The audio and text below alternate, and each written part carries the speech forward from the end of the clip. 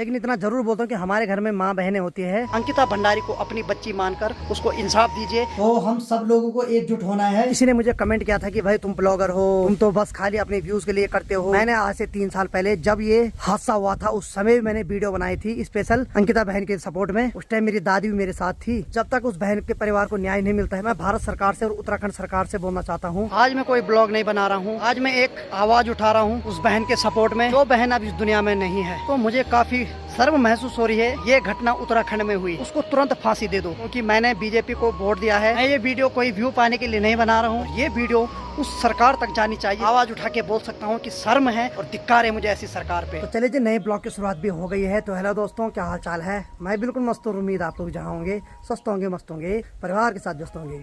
मेरा नाम है रविंद्र बाहुगुणा और स्वागत करता हूँ आपका देवभूमि उत्तराखंड के इस खूबसूरत से गाँव धौंतरी गाँव से।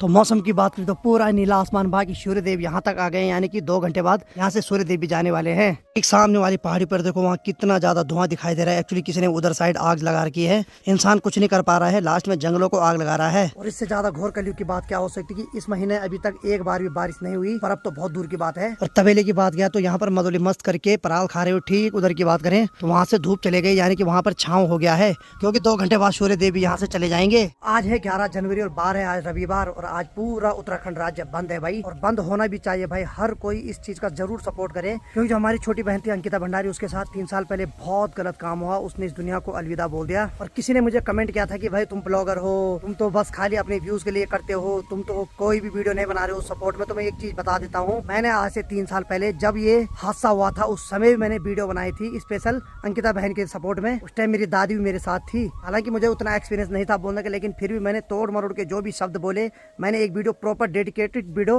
अंकिता भंडारी के सपोर्ट में बनाई थी। और जब तक उस बहन के परिवार को न्याय नहीं मिलता है तब तक हम वीडियो बनाते रहेंगे भाई, यानी कि जब जब हमें मौका मिलेगा हम जरूर वीडियो बनाएंगे। ठीक सामने की बात किया तो ये हमारे गांव की माँ दुर्गा का मंदिर है, और मैं माँ दुर्गा से यही प्रार्थना करता हूँ कि हे माँ, वो बहन तो हमारे बीच में नहीं है, लेकिन उसके परिवार को आज इंसाफ मिलना चाहिए। क्योंकि अगर हम गुनाहगारों को ऐसी छोड़ देंगे तो न जाने कितनी अंकिता आने वाले समय में ऐसी भेंट चढ़ जाएगी। क्योंकि आज अगर हम उन गुनाहगारों को छोड़ते हैं तो धीरे धीरे वो गुनाहगार महामारी के रूप में पूरे भारत में फैल जाएंगे। फिर एक दिन ऐसा आएगा कि हर घर से अंकिता जैसी लड़की को इस दुनिया से जाना पड़ेगा। तो मैं भारत सरकार से और उत्तराखंड सरकार से बोलना चाहता हूँ कि कृपया आप उस बहन के परिवार को इंसाफ दीजिए और गुनाहगारों को सजा जरूर दे दो भाई। और जिन्होंने मुझे कमेंट किया कि तुम वीडियो नहीं बना रहे, तो मैं एक चीज बता देता हूँ। अभी स्क्रीन पे उस वीडियो को चलाता हूँ, मैंने जो 3 साल पहले बनाई थी वो वीडियो। बहुत सारे लोग बोल रहे कि तुम वीडियो नहीं बना रहे हो, ये नहीं कर रहे हो। तो मैं एक चीज बता देता हूँ, हमारी वीडियो बनाने से कुछ नहीं होगा। जब तक हम सबके अंदर एकता नहीं आएगी तब तक कुछ भी नहीं हो सकता है। हम सब लोगों को एकजुट होना पड़ेगा, तब जाके हम उस बहन के परिवार को न्याय दिला सकते हैं। और मैं पूरे भारतवर्ष और स्पेशली उत्तराखंड राज्य के सभी भाइयों और बहनों से एक अपील करना चाहूंगा कि सभी लोग एक हो जाओ और उस बहन के परिवार को न्याय दिलाने में पूरी मदद करो, क्योंकि हम सबके घर में माँ बहनें होती है। तो खुदा न खास कल के दिन उनके साथ ऐसा होगा फिर क्या होगा। इसीलिए ये जो गुनाहगार हैं, इनको अगर सजा नहीं मिलेगी तो वे आने वाले समय में हर घर में ऐसा गुनाह होता रहेगा। तो मैं सभी लोगों से बोलना चाहता हूँ कि अपनी माँ बहनों को देखते हुए हर कोई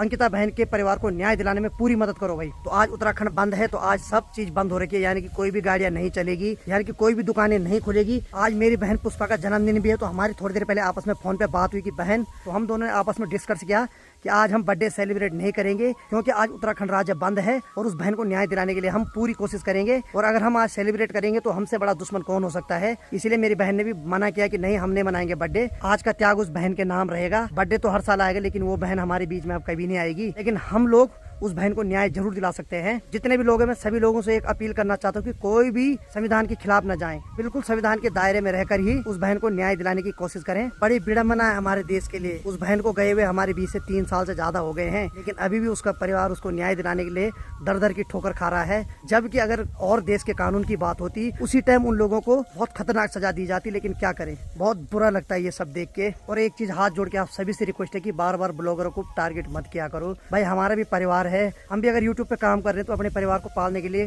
काम कर रहे हैं भाई। हमें भी हर चीज देखनी होती है। देखो, हर किसी का अपना अपना कार्य होता है, न्यूज वालों का अपना काम होता है, ब्लॉगरों का अपना काम होता है। लेकिन इतना जरूर बोलता हूँ कि हमारे घर में माँ बहनें होती है, इसलिए कुछ भी नेगेटिव कमेंट करने से पहले सोच लिया करो कि आपके घर में भी माँ बहन है। जब तक हम लोगों के अंदर एकता नहीं आई तब तक कुछ नहीं हो सकता है। हम वीडियो बना देंगे, मैंने 3 साल पहले ही वीडियो बनाई थी, कुछ नहीं हुआ, बल्कि उल्टा हम ही टारगेट हो जाएंगे। हम लोगों को एक होना पड़ेगा, तब जाके कुछ हो सकता है। और आज तो ऐसा कलयुग आ गया कि कोई अगर किसी के सपोर्ट में वीडियो बना रहा है तो भाई साहब उस पर न जाने कितनी धाराएं लग रही है। इसीलिए हम लोगों को भी डरना पड़ता है यार, हमारे भी परिवार है। इस कलयुग में किसी का भला करने के बाद अपना ही बुरा हो जाता है। लेकिन आज मैं निडर होकर आप सभी भारतवासियों और सभी उत्तराखंड वासियों से एक अपील कर रहा हूँ कि अंकिता भंडारी बहन को न्याय दिलाओ और सब लोग एक हो जाओ। और एक चीज मैं और बता देता हूँ, मैंने अंकिता भंडारी बहन के सपोर्ट में एक नहीं 2 वीडियो बना रखी है। तो आज मैं वो वीडियो भी आप लोगों के साथ शेयर कर लेता हूँ। नमस्कार दोस्तों, वैसे तो आप मुझे जानते ही हैं, आज मैं कोई ब्लॉग नहीं बना रहा हूँ। आज मैं एक आवाज़ उठा रहा हूँ उस बहन के सपोर्ट में जो बहन अब इस दुनिया में नहीं है। आज मैं आवाज़ उठा रहा हूँ उस गरीब परिवार के सपोर्ट में जो परिवार आज भी रो रो कर अपनी ज़िंदगी का जो तमाशा है वो देख रहा है। दोस्तों, वैसे तो मुझे गर्व होता है कि मैं देवभूमि उत्तराखंड का रहने वाला हूँ, लेकिन आज मुझे काफ़ी शर्म और डर महसूस हो रही है कि मैं उस उत्तराखंड में रह रहा हूँ जहाँ की आने वाले कुछ समय में बहुत ही खतरनाक स्थिति होने वाली है। यानी कि आज मैं बात कर रहा हूँ अंकिता भंडारी की। दोस्तों, अंकिता भंडारी वो लड़की है जो इस दुनिया में नहीं है। दोस्तों, मुझे काफ़ी शर्म महसूस हो रही है कि ये घटना उत्तराखंड में हुई, लेकिन आज मुझे काफ़ी बुरा लग रहा है कि हमारे उत्तराखंड में भी आज वो हैवानियत पहुँच चुकी है जो कि दिल्ली जैसे महानगरों में होती है। दोस्तों, मैं सरकार से एक ही विनती करता हूँ कि आप जल्द से जल्द जिसने भी ये घटना की है उसको तुरंत फांसी दे दो। देखो, उसको जेल में रख के कुछ नहीं होने वाला है। हम क्या करते हैं, किसी के साथ घटना होती है हम आवाज़ उठाते हैं, इंसाफ दो इंसाफ दो। मुझे सीधे एक ही बात बोलनी है कि ये इंसाफ मांगने से कुछ नहीं होगा। जल्द से जल्द उस गुनाहगार को फांसी दी जाए। और मैं बहुत उम्मीद रखता हूँ बीजेपी सरकार से, क्योंकि मैंने बीजेपी को वोट दिया है। और आज मैं ये चाहता हूँ कि यदि आपने उन दरिंदों को फांसी नहीं दी तो मुझे काफ़ी शर्म महसूस होगी। दोस्तों, मैं आज आप लोगों से यही बात कहता हूँ कि ये घटना हमारे उत्तराखंड में नहीं होनी चाहिए। काफ़ी निर्दय निंदनीय घटना है, क्योंकि यार हमारी भी बहनें हैं, आपकी भी बहनें हैं। मैं ये वीडियो कोई व्यू पाने के लिए नहीं बना रहा हूँ। आप लोगों को वीडियो लाइक नहीं करनी है, बल्कि आप लोगों को आवाज़ उठानी है। और ये वीडियो उस सरकार तक जानी चाहिए जिसको कि हमने बेधड़क होके दिल से जिसको सपोर्ट किया था। अगर वो सरकार आज उन गुनाहगारों को फांसी नहीं देती है तो मैं आवाज़ उठा के बोल सकता हूँ कि शर्म है और धिक्कार है मुझे ऐसी सरकार पे। माननीय मुख्यमंत्री जी से मेरा निवेदन है, कृपया आप तुरंत एक्शन लीजिए और इस घटना का जो भी आरोपी है उनको तुरंत से तुरंत फांसी चढ़ा दीजिए। फांसी से ज़्यादा उनके लिए कोई भी सज़ा नहीं है, फांसी चलनी चाहिए। अगर फांसी मिलेगी तभी आगे कोई ऐसे गुनाह करने से 100 बार सोचेगा। यदि आप फांसी नहीं दोगे तो ये चीज़ें हमारे उत्तराखंड में होना नॉर्मल हो जाएगी। न जाने उसके बाद कितने गरीब घर की बच्चियाँ अपने को सेफ महसूस नहीं करेगी। मैं जितने भी तमाम बीजेपी के नेता हैं सबसे हाथ जोड़ के विनती करता हूं, कृपया उन गुनाहगारों को जल्द से जल्द फांसी दो, क्योंकि फांसी से बढ़कर उनके लिए कोई सज़ा नहीं है। अगर आप फांसी नहीं देंगे, कल के दिन आपकी बच्चियां भी इसी घटना का शिकार बनेगी। क्योंकि आज तो आप कुर्सी पे बैठ रखे हो, आज आपकी पावर है, लेकिन ये सत्ता बार बार नहीं रहेगी। आपको भी एक दिन धरातल पे ही रहना पड़ेगा और हमारी तरह ही नॉर्मल ज़िंदगी जीनी पड़ेगी। तब जब आपकी बच्चियों के साथ ऐसा होगा, उसके बाद आप बोलोगे कि काश हम उस दिन वो फैसला सही कर चुके होते। इसीलिए मैं सरकार में जितने भी तमाम मंत्री बैठे हैं, अंकिता भंडारी को अपनी बच्ची मानकर उसको इंसाफ दीजिए। जितना आपको अपनी बच्ची का बुरा लगता है उतना ही उस बहन का बुरा आपको लगना चाहिए। और जितनी पीड़ा है वो पीड़ा तभी ख़त्म होगी जब उन गुनाहगारों को फांसी पे चढ़ाया जाएगा। मुझे शर्म आ रही है कि आज देवभूमि उत्तराखंड में भी ऐसे काम होने लग गए हैं जिसको हम देवभूमि कहते हैं, देवताओं की भूमि कहते हैं। लड़कियों को हम लक्ष्मी मानते हैं, माँ का रूप मानते हैं। उन माताओं के साथ ऐसा हो रहा है, उन बहनों के साथ ऐसा हो रहा है। धिक्कार है, धिक्कार है, धिक्कार है। मैं एक रिक्वेस्ट करता हूँ, जल्द से जल्द उन गुनाहगारों को फांसी दो, क्योंकि जैसे ही मैंने ये न्यूज़ सुनी है मेरे रोंगटे खड़े हो गए हैं। ये हमारे घर में भी हो सकता है, हमारे पहाड़ों के हर घर में हो सकता है। जितने भी लोग हैं, आप लोग इसको मेरी धमकी समझिए या आप लोग मेरा निवेदन समझिए। मैं आवाज़ उठाता हूँ उस बहन के सपोर्ट में। मेरे जितने भी सब्सक्राइबर हैं, आप ज़्यादा से ज़्यादा उस बहन के सपोर्ट में आवाज़ उठाइए। हमसे जितना भी हो सकता है हम पूरा करेंगे, लेकिन जब ऐसा होता है तो हमें उस चीज़ के प्रति भी आवाज़ उठानी चाहिए। मैं जितने भी मेरे ब्लॉगर जानने वाले दोस्त हैं, सभी मित्रों से एक रिक्वेस्ट करता हूं, कृपया अंकिता बहन के सपोर्ट में आवाज़ उठाइए ताकि अंकिता बहन को जल्द से जल्द इंसाफ मिल जाए। मुझे काफ़ी शर्म महसूस हो रही है।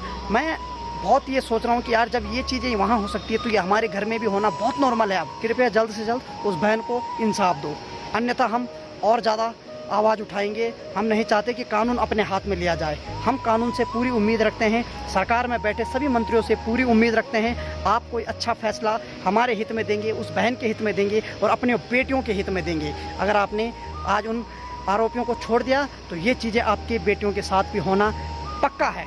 कृपया आप जितने भी आदरणीय सम्मानित लोग जिनको हमने दिल से चुना है, हमें यह कहने पर फ़ख्र होना चाहिए कि हमने जिस सरकार को चुना है वो हमारी माताओं बहनों के हित में भी कार्य कर रही है। तो जल्द से जल्द उन आरोपियों को फांसी दे दी जाए। फांसी से बढ़कर उनके लिए कुछ नहीं है।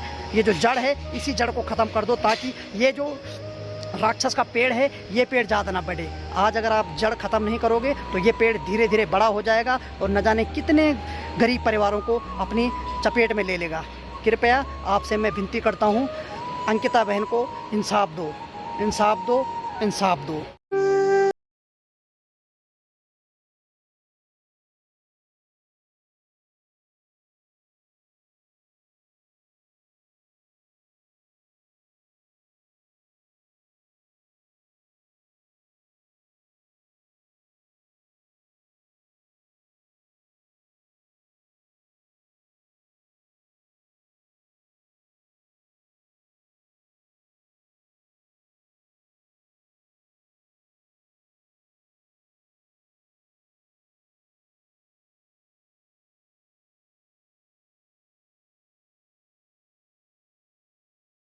यही है कि वो एक गरीब की लड़की थी, एक उस परिवार की लड़की थी जिन्होंने उसको बड़ी मुश्किल से पाई पाई एक एक रुपये जोड़कर उसको पढ़ाया, उसको इस लायक किया कि वो हमारा बुढ़ापे का सहारा बनेगी।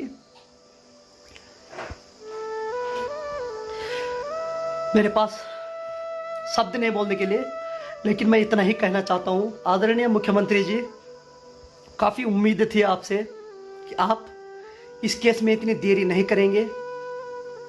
सब चीज़ आपके सामने है, हर चीज़ आपके सामने है, लेकिन जानबूझ के आप सब चुप हो रखे हैं। और आज मुझे इन उंगलियों पे शर्म महसूस हो रही है कि मैंने ना जो बटन दबाया था वो बहुत गलत दबाया था। ये सोचता था कि जो सरकार मैंने चुनी है वो गरीब की सरकार है, गरीबों के हित में करने वाली सरकार है। हमें कुछ नहीं चाहिए था, सिर्फ इतना चाहिए था कि उस बहन को इंसाफ मिले ताकि आने वाले समय में और अंकिताओं के साथ ऐसा ना हो, किसी गरीब के साथ ऐसा ना हो। माननीय मुख्यमंत्री जी, आपकी भी लड़कियां होंगी, आपकी बेटियां होंगी, कुछ तो होगा आपके घर में, माँ बहन कुछ ना कुछ तो होगा। क्या आपको उनका दर्द नहीं दिखता है? क्या आपको ये नहीं लगता कि अंकिता भी आपकी बेटी की तरह है? आज मैं उनका वीडियो देख रहा हूँ, उनके माँ बाप रो रहे हैं, लाचार हैं, उनके पास रुपए नहीं है और आप उस दरिंदे को बचा रहे हैं।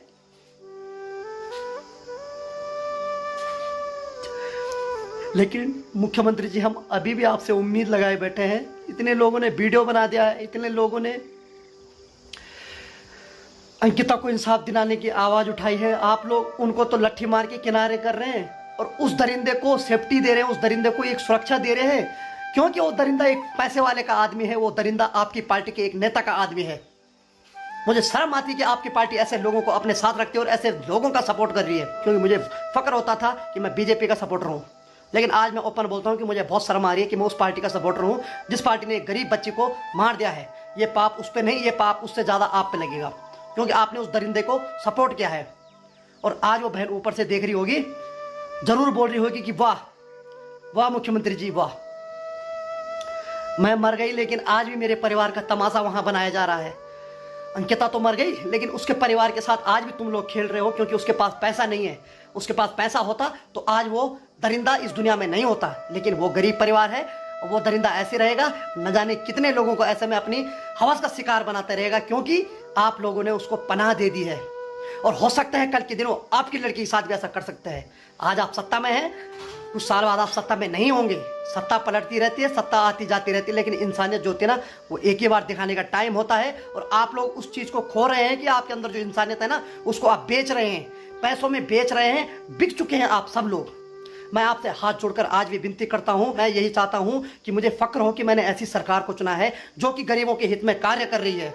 तो माननीय मुख्यमंत्री जी, कोई भी ड्रामे मत करो। मैं आपसे हाथ जोड़ता हूं, एक नागरिक होने के नाते, एक उस बहन का भाई होने के नाते, एक उस माँ का बेटा होने के नाते, एक उस बाप का बेटा होने के नाते आपसे हाथ जोड़ता हूं कि उस बहन को इंसाफ दिला दो। कुछ भी है, वो बहन इस दुनिया में नहीं है तो वो दरिंदा भी इस दुनिया में नहीं चाहिए हमें। बस हम हाथ जोड़ रहे हैं, उस बहन को इंसाफ दे दो, नहीं तो ऊपर से यही बोलेगी कि वाह मुख्यमंत्री जी वाह, आपकी बेटी भी होगी, आपकी बहन भी होगी, आपकी माँ भी होगी।